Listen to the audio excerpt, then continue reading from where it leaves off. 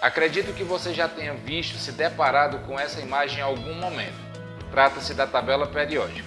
Para quem teve aula de Química, com certeza viu essa imagem estampando livros. Para quem não teve aula de Química ainda, deve ter visto em alguma capa de agenda escolar, ou quem sabe mesmo em algum episódio da tua série favorita ou mesmo um filme. Assim como o modelo atômico, a tabela periódica passou por várias transformações. Não sabia disso? Pois aguarde a vinheta e fique sabendo um pouco sobre a evolução da tabela periódica.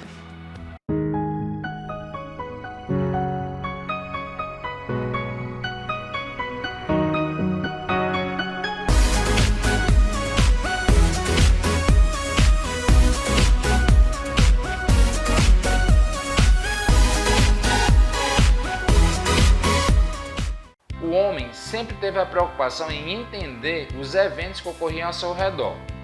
E à medida em que o desenvolvimento cultural da humanidade, assim como os avanços tecnológicos iam ocorrendo, surgiram novos materiais e com isso a necessidade de organização deles. E esse foi o fruto dessa organização, a tabela periódica.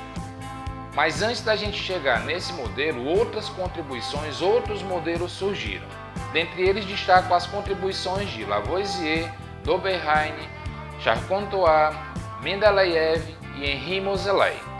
Mas antes de falar de tabela periódica, é necessário que a gente conceitue elemento químico. O que é mesmo elemento químico? A primeira tentativa de definição surgiu em 1661, quando Robert Boyle definiu o elemento químico como uma substância incapaz de se decompor em substâncias mais simples. Hoje a gente sabe que elemento químico trata-se de um conjunto de átomos que apresentam o mesmo número de prótons em seu núcleo, ou seja, o mesmo número atômico. Cito aqui alguns exemplos de elementos químicos. Dentre eles o ouro, de número atômico 79, muito presente em pulseiras e outros acessórios. O ferro, de número atômico 26, presente na construção civil e em outros materiais do nosso dia a dia. Assim como o oxigênio, de número atômico 8, constituinte aí do nosso ar atmosférico. A primeira tentativa de organização desses elementos surge em 1789, quando Lavoisier tenta agrupar os 32 elementos conhecidos em 4 categorias. Primeira categoria, substâncias simples que pertencem aos 3 reinos e que são consideradas como elementos do corpo, como o oxigênio, o azoto, conhecido hoje como nitrogênio, e hidrogênio. Outra categoria se tratava das substâncias simples não metálicas, oxidáveis e acidificáveis. Exemplos: enxofre, fósforo, carbono e outros aí. Terceira categoria, substâncias simples metálicas, oxidáveis e acidificáveis. Entre eles, o antimônio, o arsênio e a prata estavam presentes. E por último, substâncias simples salificáveis e terrosas, dentre elas a cal, magnésia, alumina e sílica, nomes hoje conhecidos como combinação dos elementos. A classificação de Lavoisier foi vista por muitos como uma organização não tão criteriosa, não tão rigorosa, mas justiça seja feita. Naquela época, pouco se sabia da constituição da matéria, da constituição do átomo. Após o surgimento da teoria atômica e da descoberta de novos elementos, surge aí as tríades de Dobereiner, isso em 1829. Dobereiner notou que o bromo, recentemente descoberto lá na época, apresentava propriedades semelhantes à do cloro e à do iodo.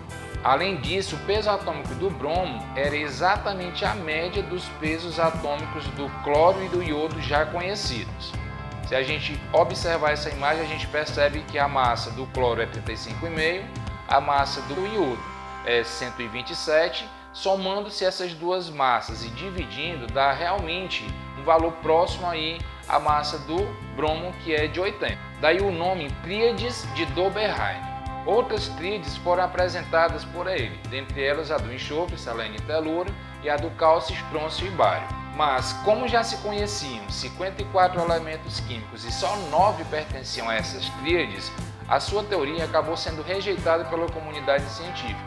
Entre os anos de 1862 e 1863, o geólogo e mineralogista francês Alexandre Charcot-Toit dispôs os elementos em uma espiral inclinada a 45 graus Celsius, e isso colocando os elementos conhecidos em ordem crescente de números característicos. Essa disposição ficou conhecida como parafuso telúrico, como vocês estão vendo aí nessa imagem. O nome telúrico vem exatamente pelo fato desse elemento ocupar a região mediana dessa espiral.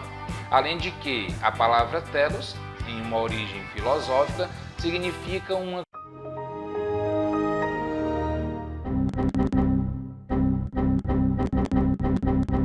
Além de que, telúrio vem da palavra telos, que no sentido mais profundo, no sentido mais filosófico, significa terra que alimenta. Alguns problemas surgiram nesse modelo, dentre eles a omissão dessa imagem nos trabalhos publicados, e isso impossibilitou que realmente o texto ali fosse entendido pelos cientistas na época. Em 1864, o químico industrial Newlands propôs um modelo em colunas seguindo a ordem crescente de pesos atômicos. Surgia aí as oitavas de Newlands. Por que esse nome? Exatamente pelo fato do oitavo elemento nessa coluna apresentar semelhanças químicas e físicas igual ao primeiro elemento. Também pela semelhança que apresentava com as notas musicais. Apesar de ter sido ridicularizado pela comunidade científica, o seu trabalho científico lhe rendeu a medalha Dave em 1887. Em 1869, Dmitri Mendeleev apresentava a sua tabela, que também seguia uma ordem crescente de massa atômica, pois ele acreditava que essa era a única característica fundamental de elemento químico, já que independia de temperatura e de outros fatores. Um fato marcante em sua tabela era exatamente os espaços vazios, prevendo aí a existência de elementos não descobertos. Além disso, ele previu propriedades desses elementos ainda não descobertos. E se a gente comparar, como você está vendo na tabela, os valores previstos por ele e o que a gente conhece hoje devido aos aparelhos que a gente tem, a semelhança é fantástica. Esse carinha até apresentou também uma proposta de tabela periódica obedecendo aí a ordem crescente de peso atômico. Mas, como a tabela de Dmitri Mendeleev apresentava mais avanços científicos, a tabela de Lothar Meyer acabou sendo esquecida aí nos livros. Entre 1913 e 1914, Henri Moseley fez descobertas trabalhando com uma técnica conhecida como raio-x. Ele acabou descobrindo uma característica do átomo que veio a ser conhecida como número atômico. Graças ao seu trabalho, hoje a tabela periódica, a tabela atual, ela é organizada em ordem crescente de número atômico. E isso possibilitou um melhor estudo sobre as propriedades que esses elementos apresentam. Sua tabela, apesar de ser uma tabela proposta há mais de um século, acaba sendo a tabela atual, a tabela que a gente estuda. Qualquer outro elemento que tenha sido descoberto, nada mais foi do que acrescentado ao modelo proposto por ele. Vários outros cientistas colaboraram para o que a gente conhece hoje como tabela periódica, mas a proposta desse vídeo é apresentar algumas características desses principais modelos. Muitas modificações aconteceram até chegar ao que a gente conhece hoje e acredita-se aí que outras possam surgir. A mais nova, a mais recente entre elas, aconteceu em 2016, quando 4 novos elementos químicos foram acrescentados ao 7º período. Esses 4 elementos que vocês estão vendo agora. Quais serão as cenas para os próximos capítulos? Fala-se aí no 8º período, já tem elemento em estudo para compor aí as 2 primeiras colunas do 8º período. Espero que você tenha gostado desse vídeo. Aproveita aí para se inscrever no canal e ficar por dentro desse e outros assuntos que vão ao encontro da química. Tchau, tchau!